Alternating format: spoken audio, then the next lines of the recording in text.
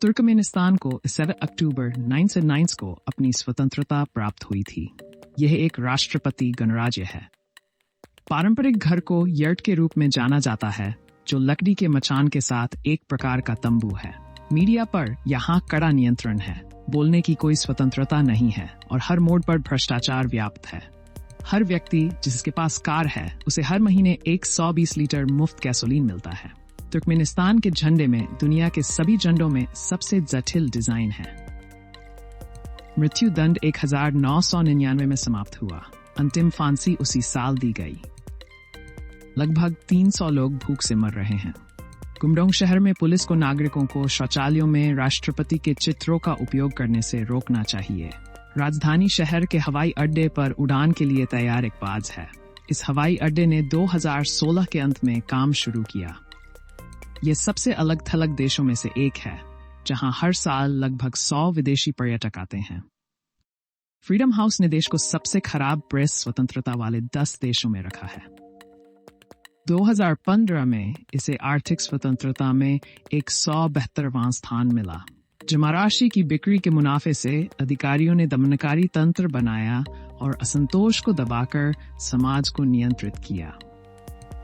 Turkmen media राज्य के स्वामित्व में है और जनता को दी गई जानकारी सेंसर और पक्षपाती है। सभी अखबारों में मुस्कुराते राष्ट्रपति दिखते हैं और विदेशी समाचार व्यर्थ हैं। आखिरी स्वतंत्र तुर्कमेन अखबार 1999 में बंद हुआ था। 2002 में सरकार ने रूस से समाचार पत्र और पत्रिकाएं आयात करना बंद कर दिया। किताबों की दुकानें दुर्लभ है, खासकर छोटे शहरों में। कई सालों की अनुपस्थिति के बाद सिर्फ 2008 में राष्ट्रपति ने मूवी थिएटर और सर्कस को वापस आने की अनुमति दी। ऊर्जा, पानी और नमक मुफ्त हैं और गैसोलीन पर भारी सब्सिडी दी जाती है। जिन गांवों में लगभग 70 की आबादी रहती है, वहां बुनियादी स्वच्छता, बिजली या यहां तक कि साफ पानी तक पहुंच नहीं है। कई लोग गरीबी रेखा से नीचे जीते हैं और अपनी जमीन पर खेती करते हैं, जिसकी फसल राज्य को बेचते हैं। तुर्कमेनिस्तान का 80% भूभाग विशाल काराकुम रेगिस्तान से ढका हुआ है, जो विश्व के सबसे बड़े रेतीले रेगिस्तानों में से एक है। देश में उपजाऊ मिट्टी की कमी है, फिर भी लगभग आधी आबादी कृषि में लगी हुई है, जो आजीविका चलाने के लिए अथक परिश्रम करती है। देश का 70% क्षेत्र कृषि भूमि है। राजधानी अशाबाद में सिर्फ एक होटल हुआ करता था। दिलचस्प बात यह है कि इसमें मुख्य रूप से गुप्त सेवा के अधिकारी काम करते, जो विदेशियों या स्थानीय लोगों की हर गतिविधि पर बारीकी से नजर रखते थे, जो आगंतुकों से बातचीत करते थे। 75 मीटर के स्वतंत्रता मेहराबा के ऊपर तुर्कमेन बाशीस परमारोट ने सोव की एक सोने की मूर्ति खड़ी। ये मूर्ति सूर्य के साथ घूमती है, जिससे यह सुनिश्चित होता है कि उसका चेहरा हमेशा सूर्य की रोशनी में रहे। ये तुर्कमेन बाशी की शाश्वत उपस्थिति और मार्गदर्शन का प्रतीक है, जो अपने लोगों पर चमकता है।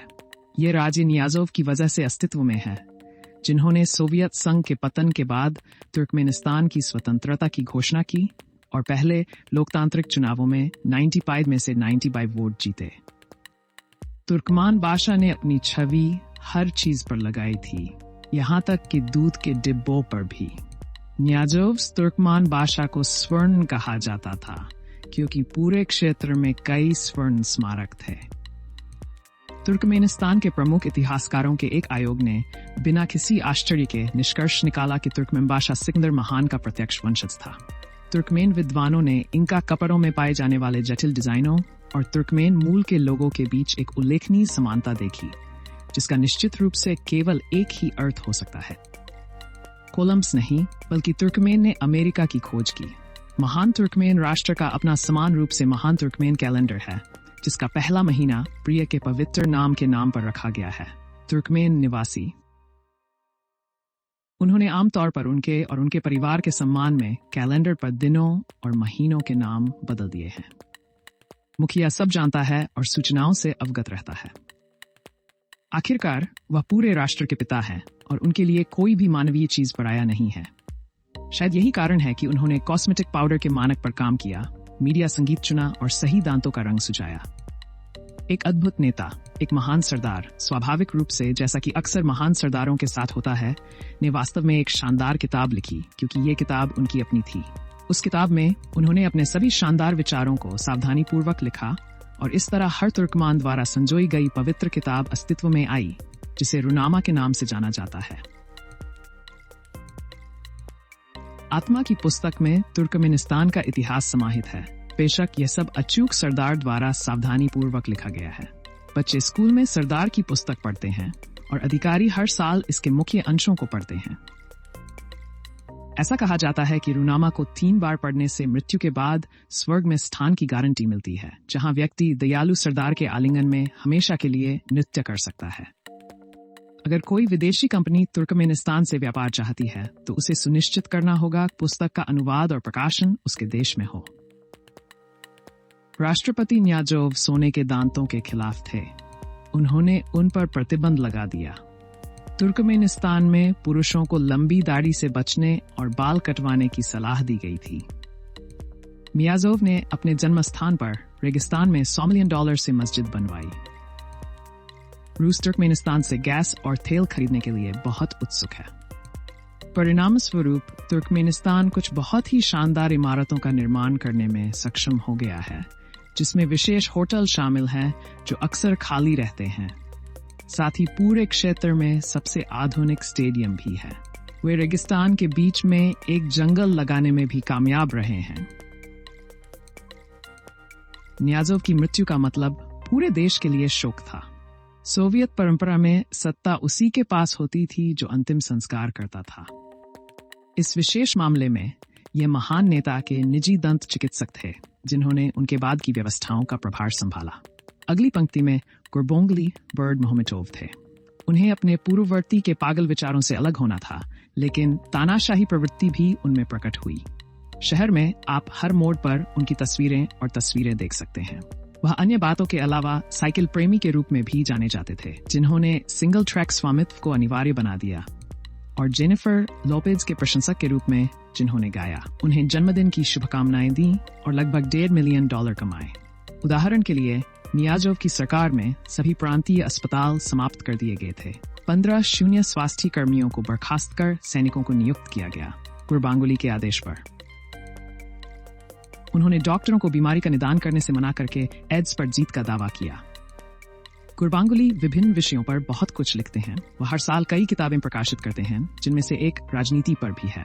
लेकिन उनकी रुचि औषधीय पौधों, चाय के पेड़ों, कालीनों, संगीत और यहाँ तक कि खेलों में भी है। सबसे बढ़कर उन्हें घोड़ों का विच्छेदन करना बहुत पसंद है। तुर्कमेन लोग घोड़ों से बहुत प्यार करते हैं, जैसा कि कुछ अन्य देशों में होता है। हजारों साल पहले घोड़ों को अब कजाकिस्तान के उत्तर में पड़ोसी तुर्कमेनिस्तान के मैदानों में पाला जाता था।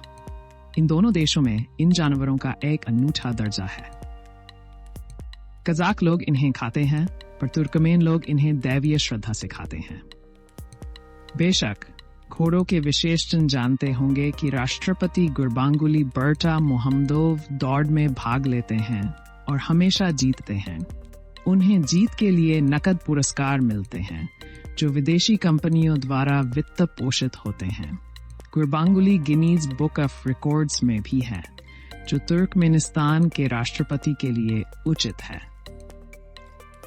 उन्होंने 4155 लोगों के गायक दल के साथ एक गीत प्रस्तुत किया। यह गाना उन्होंने खुद लिखा था और उन्होंने खुद ही इसकी कोरियोग्राफी भी की थी। इस उल्लेखनीय उपलब्धि ने उन्हें रिकॉर्ड्स में एक विशिष्ट स्थान दिलाया, जिससे उनकी बहुमुखी प्रतिभा और समर्पण का पता चलता है। रिकॉर्ड्स में स्थान पाकर उन्होंने अपनी बहुमुखी प्रतिभा और समर्पण का पता लगाया। यही है, सब्सक्राइब करें।